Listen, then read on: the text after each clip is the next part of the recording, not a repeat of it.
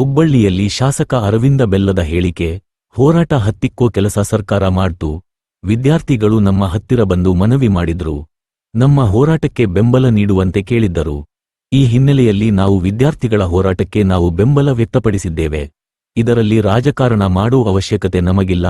ಆದಷ್ಟು ಬೇಗನೆ ಸರ್ಕಾರ ಹುದ್ದೆ ಭರ್ತಿ ಮಾಡಲಿ ಅನ್ನೋದು ನಮ್ಮ ಅಪೇಕ್ಷೆ. ಸಿದ್ದರಾಮಯ್ಯನವರು ಸುಳ್ಳು ಹೇಳಬಾರದು. ಸುಳ್ಳುರಾಮಯ್ಯ ಅಂತಾಗಬಾರದು. 40,000 ಹುದ್ದೆ ನೋಟಿಫಿಕೇಶನ್ ಮಾಡಿದ್ದೇವೆ ಅಂತ ಹೇಳ್ತಾರೆ. ವಿದ್ಯಾರ್ಥಿಗಳ ನೋವು ತಿಳಿದುಕೊಳ್ಳೋ ಕೆಲಸ ಸರ್ಕಾರ ಮಾಡಲಿ. ಹಿಂದಿನ ಸರ್ಕಾರ ಅಂತ ಆರೋಪ ಮಾಡೋದು ಬಿಡಲಿ. ಕೇಂದ್ರ ಸರ್ಕಾರ ಏನು ಮಾಡಿದೆ? ಕೇಂದ್ರ ಸರ್ಕಾರ ಕಳೆದ 11 ವರ್ಷದಲ್ಲಿ 30 ಲಕ್ಷ ಸರ್ಕಾರಿ ನೌಕರಿ ನೀಡಿದೆ.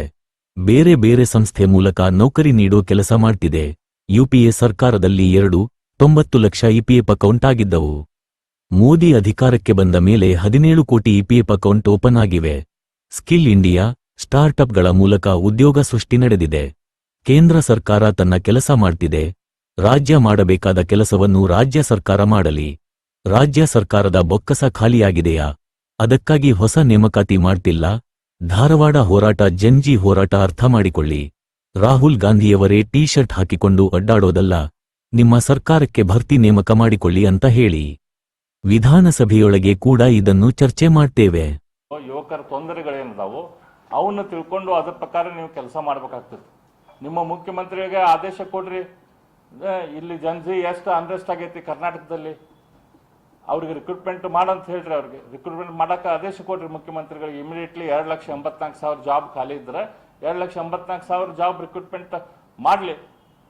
17 ಬಜೆಟ್ ಪ್ರೆಸೆಂಟ್ ಮಾಡ್ತಿರುವಂಥ ನಮ್ಮ ಸಿದ್ದರಾಮಯ್ಯನವರು ಆರ್ಥಿಕ ಇಲಾಖೆಯಿಂದ ಇನ್ನೊಂದು 2,30,000 ಪರ್ಮಿಷನ್ ತೋಲಿ. ಅವ್ರದ್ದು ಆರ್ಥಿಕ ಇಲಾಖೆ ಅವ್ರ ಕೆಳಗನ ಐತಿ. ಅದನ್ನ ಮಾಡಲಿ. ಅದು ಮಾಡಿದ್ರೆ ಜನಜೀದ ಧ್ವನಿಗೆ ಭಾವನೆಗಳಿಗೆ ಸ್ಪಂದನೆ ಮಾಡ್ದಂಗೆ ಆಗ್ತೈತಿ. ಅದನ್ನ ಬಿಟ್ಟು ರಾಹುಲ್ ಗಾಂಧಿ ಅವರು ಸುಮ್ಮ ಟಿ ಶರ್ಟ್ ಹಾಕೊಂಡು ಅಡ್ಡಾಡಿದ್ರೆ ಅವರು ಯುವಕರ ಧ್ವನಿ ಆಗಕ್ಕೆ ಸಾಧ್ಯ ಇಲ್ಲ. ಮಾನ್ಯ ಮುಖ್ಯಮಂತ್ರಿಗಳಾದ ಸಿದ್ದರಾಮಯ್ಯನವರ ನಾವು ನಿಮ್ಗೆ ಈ ಪತ್ರಿಕಾಗೋಷ್ಠಿ ಮೂಲಕ ನಿಮ್ಗೆ ಇನ್ನೊಮ್ಮೆ ಹೇಳಕ್ಕೆ ಇಚ್ಛೆ ಪಡ್ತೀವಿ. ನಿನ್ನೆ ನಮ್ಮ ನಾಯಕರಾದ ಆರ್ ಅಶೋಕ್ ಅವರು, ಚಲವಾದಿ ನಾರಾಯಣ ಸ್ವಾಮಿ ಅವರು, ನಾವು ಎಲ್ಲರೂ ನಮ್ಮ ಪಾರ್ಟಿ ವತಿಯಿಂದ ನಾವು ಪರ್ಮಿಷನ್ ತೊಗೊಂಡು ಏನು ನಾವು ಹೋರಾಟ ಮಾಡಿದ್ವಿ. ಅದು ಹೋರಾಟ ವಿದ್ಯಾರ್ಥಿಗಳ ಹೋರಾಟ. ಯಾಕಂದ್ರೆ ವಿದ್ಯಾರ್ಥಿಗಳಿಗೆ ನೀವು ಪರ್ಮಿಷನ್ ಕೊಡಲಿಲ್ಲ ಅಂತ ಅನ್ಕೋ ಅನಿವಾರ್ಯವಾಗಿ ನಾವು ಪರ್ಮಿಷನ್ ತೆಗೆದುಕೊಳ್ಬೇಕಾಗ್ತದೆ. ನೀವು ವಿದ್ಯಾರ್ಥಿಗಳು ಧ್ವನಿ ಹತ್ತಕ್ಕಾಗಿ ಪ್ರಯತ್ನ ಮಾಡಿದ್ರಿ. ಅವ್ರಿಗೆ ಪೊಲೀಸ್ ಕಮಿಷನರ್ನು ಪೊಲೀಸರನ್ನ ಎಲ್ಲರನ್ನೂ ಲೈಬ್ರರಿಗೆ ಕಾಲೇಜಿಗೆ ಅಲ್ಲಿ ಕಳಿಸಿ ನೀವು ಹೊರಗೆ ಬಂದ್ರೆ ನಿಮ್ಮನ್ನ ಕೇಸ್ ಅದು ಹಾಕ್ತೇವೆ ಅಂಥೇಳಿ ಅವ್ರಿಗೆ ಜೋರು ಮಾಡಿದ್ರಿ. ಅನಿವಾರ್ಯವಾಗಿ ನಾವು ಅದಕ್ಕೆ ಇಳಿಬೇಕಾಗ್ತದೆ. ಇದರಲ್ಲಿ ರಾಜಕಾರಣ ಮಾಡುವಂಥದ್ದು ಯಾವುದೋ ಉದ್ದೇಶದಿಲ್ಲ. ನಿನ್ನೆ ಆಗಿದ್ದು ವಿದ್ಯಾರ್ಥಿಗಳ ಧ್ವನಿ, ಅದು ವಿದ್ಯಾರ್ಥಿಗಳ ಹೋರಾಟ, ವಿದ್ಯಾರ್ಥಿಗಳ ನೋವು. ಈಗಾದರೂ ನೀವು ಅದನ್ನು ತಿಳ್ಕೊಂಡು ಅದಕ್ಕೆ ಸ್ಪಂದನೆ ಮಾಡುವಂಥ ಕೆಲಸ ಮಾಡಿರಿ. ಇಲ್ಲಂತಂದ್ರೆ ಇದು ರಾಜ್ಯದಲ್ಲಿ ಇದು ಹೋರಾಟ ಭಾಳ ತೀವ್ರವಾಗಿ ದೊಡ್ಡ ಪ್ರಮಾಣದಲ್ಲಿ ಬೆಳೀತೈತಿ. ಆಮೇಲೆ ನಾವು ವಿಧಾನಸಭೆ ಒಳಗೂ ಕೂಡ ಈ ವಿಷಯವನ್ನು ತೀವ್ರವಾಗಿ ನಾವು ತಗೊಳ್ತೇವೆ. ಈಗ 1 ವಾರದ ಏನು ಗಡುವು ಕೊಟ್ಟಿದ್ದಾರೆ ನಮ್ಮ ಕಾಂತಕುಮಾರ್ ಅವರು, ಅದಕ್ಕೆ ನೀವು ಸ್ಪಂದನೆ ಮಾಡಿರಿ. ಇಲ್ಲಂತಂದ್ರೆ ಮತ್ತೆ ಇದು ಹೋರಾಟ ತೀವ್ರವಾಗಿ ಆಗ್ತೈತೆ ಅಂತ ನಾನು ಈ ಸಂದರ್ಭದಲ್ಲಿ ಹೇಳ್ತೇನೆ. ತೀವ್ರ ಅಂತಂದ್ರೆ ಒಂದು, ಈಗ ವಿದ್ಯಾರ್ಥಿಗಳು ಧಾರವಾಡದಿಂದ ಬೆಂಗಳೂರು ತನಕ ಅವರು ಪಾದಯಾತ್ರೆ ಶುರು ಮಾಡ್ತಾರೆ. ಇದ್ರ ಜೊತೆ ಇಡೀ ಬೇರೆ ಬೇರೆ ಸೆಂಟರ್ಗಳಿದಾವೆ. ಇಲ್ಲಿ ಬಿಜಾಪುರ ಒಂದು ದೊಡ್ಡ ಸೆಂಟ್ರು, ಬೆಳಗಾಂ ದೊಡ್ಡ ಸೆಂಟ್ರು, ಮಂಗಳೂರು, ಮೈಸೂರು, ಬೆಂಗಳೂರು, ಇವೆಲ್ಲ ವಿದ್ಯಾರ್ಥಿಗಳ ಕಲಿಯುವಂಥ ದೊಡ್ಡ ಸೆಂಟ್ರು. ಎಲ್ಲ ಕಡೆನೂ ದೊಡ್ಡ ಪ್ರಮಾಣದಲ್ಲಿ ಹೋರಾಟ ಶುರು ಆಗ್ತೈತಿ. ರಸ್ತೆಗೆ ವಿದ್ಯಾರ್ಥಿನಿಯರು ರಸ್ತೆಗೆ ಬರ್ತಾರೆ. ನಿನ್ನೆ ಧಾರವಾಡದಲ್ಲಿ ಏನಾಯ್ತಲ್ಲ ಅದರ ಜಲಕ್ಕೆ ಎಲ್ಲ ಕಡೆನೂ ಶುರು ಆಗ್ತೈತಿ. ಸರ್, ಇದು ಈಗ ನಿನ್ನೆ ನೀವು ಬಿಜೆಪಿ ಫರ್ಮಾನ್ ತಗೊಂಡು ಮಾಡಿದಂತೆ ಭಾರತೀಯ ಜನತಾ ಪಾರ್ಟಿಯ ಪ್ರಮುಖರಿಗೆ ಯಾರಿಗೂ ಈ ವಿಷಯ ಗೊತ್ತಿರಲಿಲ್ಲ.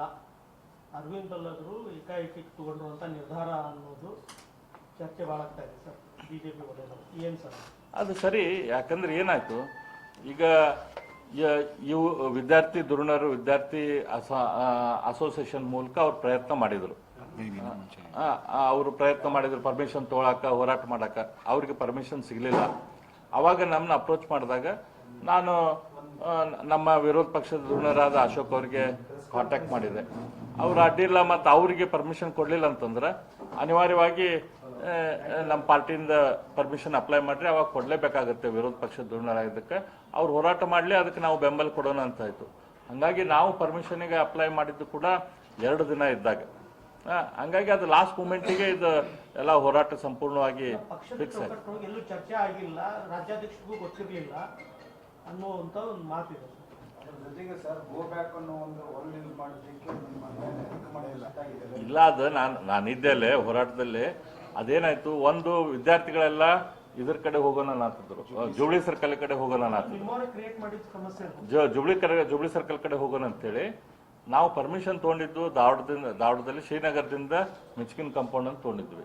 ಆದ್ರೆ ವಿದ್ಯಾರ್ಥಿಗಳು ಅನಿಸ್ದಾಗೆಲ್ಲ ಇದಕ್ಕೆ ಜುಬ್ಲಿ ಸರ್ಕಲ್ಗೆ ಹೋಗೋಣ ಅಂತೇಳಿ, ಅದಕ್ಕೆ ಬೇಡ ಮಿಚ್ಕಿನ್ ಕಡೆ ಕಾಂಪೌಂಡ್ ಕಡೆನ ಹೋಗೋಣ ಅಂತೇಳಿ ಅಶೋಕ್ ಅವ್ರು ಹೇಳಿದಾಗ ಅವ್ರ ವಿದ್ಯಾರ್ಥಿಗಳು ಸ್ವಲ್ಪ ಜನ ನೀವು ಹಂಗಿತ್ತಂದ್ರೆ ನೀವು ವಾಪಸ್ ಹೋಗ್ರಿ, ನಾವು ಅಲ್ಲಿ ಕಡೆ ಜುಬ್ಲಿ ಸರ್ಕಲ್ ಕಡೆ ಹೋಗ್ತೇವೆ ಅಂತ ಹೇಳಿ ಅವ್ರು ಹೇಳಿದ್ರು. ಹಂಗೇನಿಲ್ಲ, ಪಾಪ ವಿದ್ಯಾರ್ಥಿಗಳಿಗೆ ಏನ್ರಿ ಅವ್ರು ಯಾರು ಅವ್ರ ಸೊಲ್ಯೂಷನ್ ಕೊಡ್ತಾರ ಅವ್ರ ಕೊಟ್ರ ಆತು.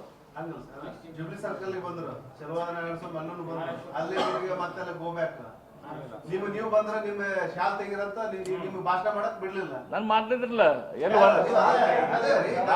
ಮಾತಾಡ್ಕೊಂಡು ಹೋಗಿ ಬಿಟ್ರೆ ಅಲ್ಲಿ ನಾವು ಪ್ರತ್ಯಕ್ಷ ಆಯ್ತು, ಯಾರು ಒಂದ್ 50% ಅವ್ರು ಯಾರು ಇರ್ತಾರ್ರಿ, 5% ಜನ ಇದ್ದೇ ಇರ್ತಾರ ಹಂಗ.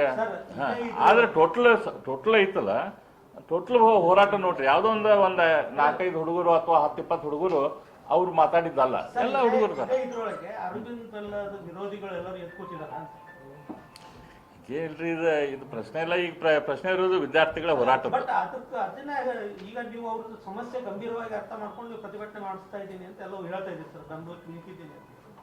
ಬಟ್ ಇವೆಲ್ಲ ವಿಷಯಗಳು ನಾಳೆ ನಿಮ್ಮ ಪೊಲಿಟಿಕಲ್ ಇದಕ್ಕೆ ಇದಾಗ್ತಾವ. ಏನಾಗುದಿಲ್ರಿ, ಯಾವಾಗ ಇದ್ರು ಹೋರಾಟ ವಿದ್ಯಾರ್ಥಿಗಳ ಜನರ ಧ್ವನಿಯಾಗಿ ನಾವು ಹೋದಾಗ ಅದರಿಂದ ನಮ್ಗೆ ಯಾವ್ದೇ ರೀತಿಯ ತೊಂದರೆ ಆಗುದಿಲ್ಲ ಅನ್ನೋ ಭರವಸೆ ನನಗೈತೆ.